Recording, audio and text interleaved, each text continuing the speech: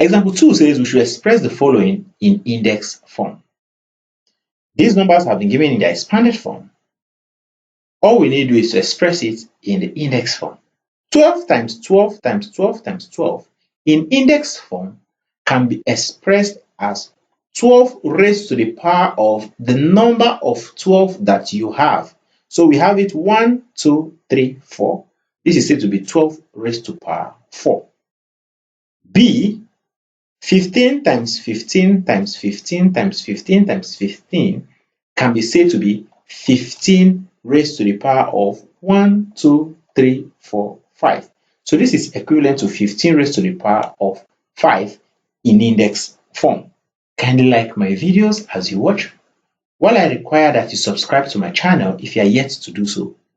Also turn on the notification bell so as to be notified whenever a new video is being uploaded. You can also use the comment section to interact with me on areas that are still difficult for you to understand. You can also share the link with your friends and families so that they can also benefit from our daily classes. We shall now take example 3.